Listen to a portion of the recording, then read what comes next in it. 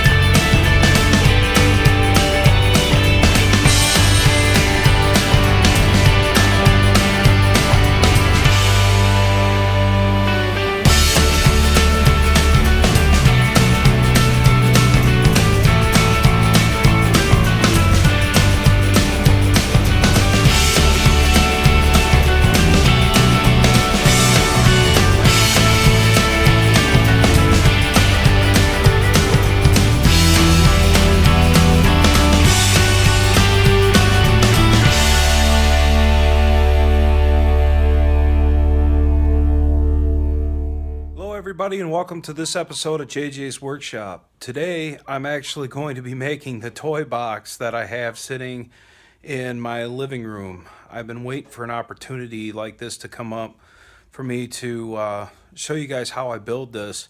And once again, this will be a step-by-step video of how I built my toy box. Now keep in mind, there's many different types of lumber. There's your standard lumber, and then there's your premium boards. And then you have your, well, perfect boards that are a lot more expensive. I'm making this second box with standard boards just like I did before. Now, the thing is, using standard boards, there's some imperfections. So in a lot of cases, you have to use a filler to fill those in, especially if you're going to paint.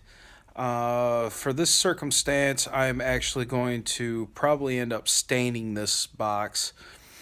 So stay tuned to JJ's Workshop and you will be amazed by this project.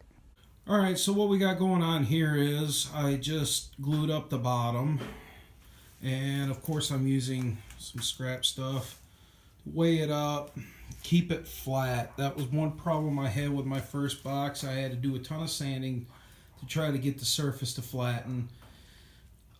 Keep your blemishes, your bigger blemishes like this, the inside of your box. Pick your sides.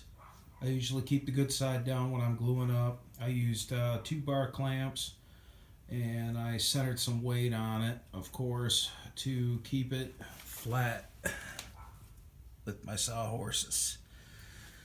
There still will be some sanding done to level the playing field on it, but this is just the start to the bottom. I cut them at 33 inches.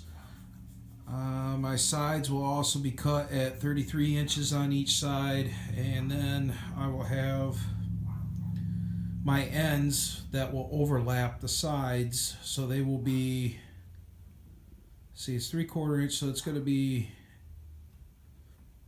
1.5 inches wider to cover the sides of the side, I guess is how I wanted to word it. Okay, so now I have the 2 long sides and a bottom, 3 parts glued together, 33 inches, 3 panels. So what I'm doing now is I'm taking my palm sander with some 60 grit paper and just smoothing everything out. You're going to go back over it once the box is built with something a lot finer to make it look and feel more smoother.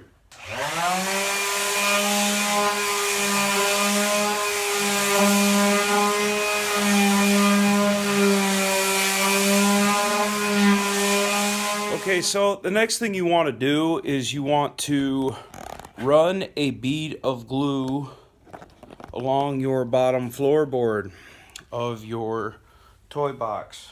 Okay, then you want to take one of your sides that you picked, set it down on the sawhorses too so it sets flush, and then clamp it. I used two 36-inch long bar clamps. And now what I'm going to do is I've got a very small 16th inch drill bit. I'm going to put in probably 4 to 5 screws for these longer sides. So what I want to do is I want to pilot hole drill a few holes, and then from there I'm going to put the screws in. I like to start in the middle and then do 2 more, put the screws in, remove the clamps, do another hole and another hole over there, and then put those screws in.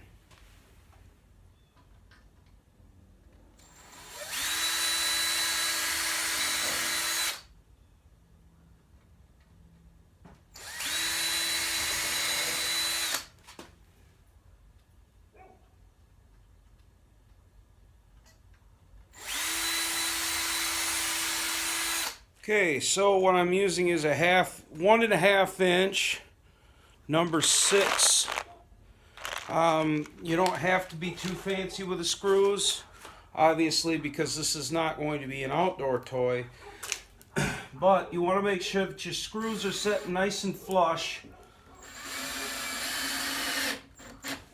as later we're going to be putting a skirting around this.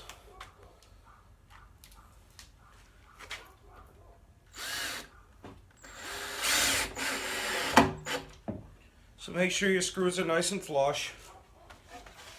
It's okay to have, just sink them in a little bit. Don't overdo it. You don't want to lose any of the strength in your piece. So basically, this should hold itself up really well. It's nice and solid. So we're going to turn this around and do it to the next side. Okay, one more screw on this side.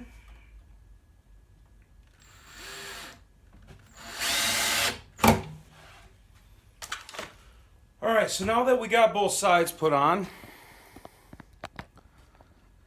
what we need to do is measure these sides, these smaller sides. Now, we're going to build them up, obviously, 3 boards high.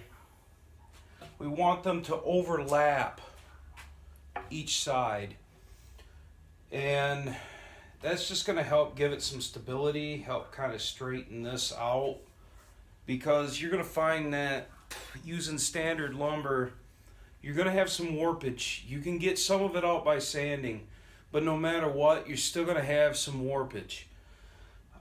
So this is typically how I square up my box, is with the 2 end pieces. When you're gluing these up to screw them together, be generous with your glue. Keep in mind, kids might have toys in it, but they might want to make a boat out of it. Highly not advisable. It's a piece of furniture. It shouldn't be played on or in, but you want to try to make it as solid as possible. Okay, so I got this one side already started, but I wanted to show you how I did this.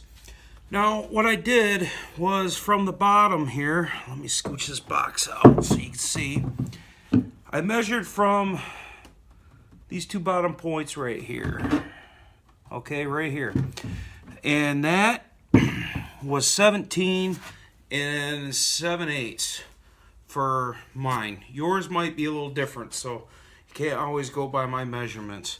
But what I did was I cut 3 boards at 17 7/8. Instead of gluing them up like I did the side panels, I still am gluing these, okay? But the thing is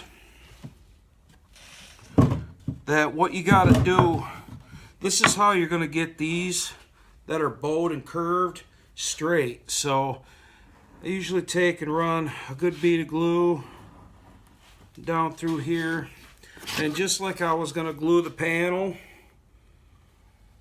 I still glue that bottom edge.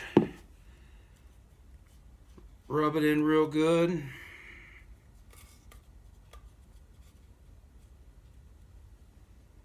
Just kind of don't want to waste any good glue, that's for sure. Okay, so this one here doesn't have no pretty knots in it, so you might like knots, you might not. I mean, it's all up to your taste, and that's the beauty of woodworking. Woodworking, you can build things the way that you want them.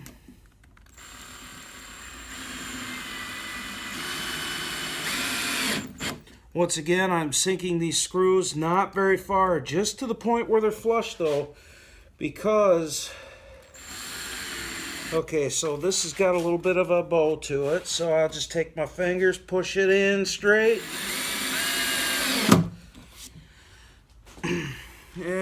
That might have went in a little further than I'd like, but it'll be okay.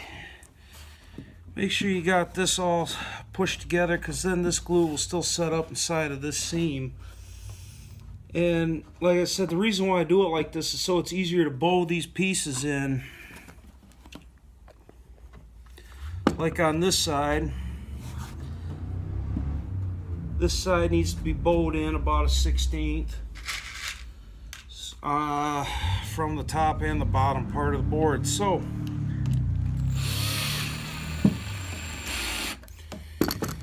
I'm just going to take my hand, push that in, hold it, run the screw down in. Same thing with this other side.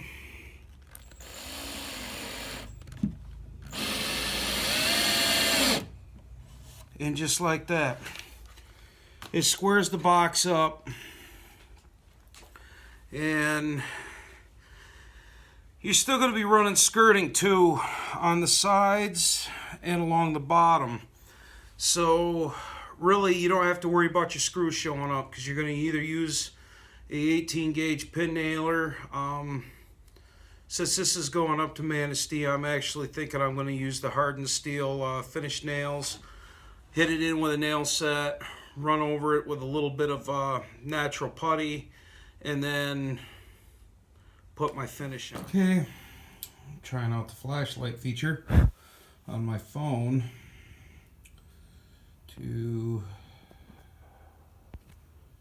show you some stuff. Now, there's a bit of a lip right here, and that's okay, because we're going to be sanding these down, adding the skirting. It's going to hide all of our beautiful screws. You'll also notice right here at the top, it's about an 1/8 inch there. You can take your sander, usually like a belt sander, and run it across this. Now, once again, this is the downfall to using standard lumber. Standard lumber, sometimes it doesn't always run true like it should. But they say you get what you pay for, and I feel that quality should not depend on so much the cost of the material, more along the lines of the craftsman that's building it. And the beauty, as I've said before, of working with wood, it can be sanded to make it more perfect than what you have it.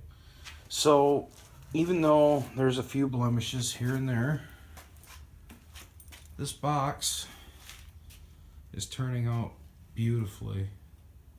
My grandkids are gonna love this. I mean, look at all those wonderful knots in there. It just adds more character. I think the more knots the better, really, but you know, it just depends on your taste.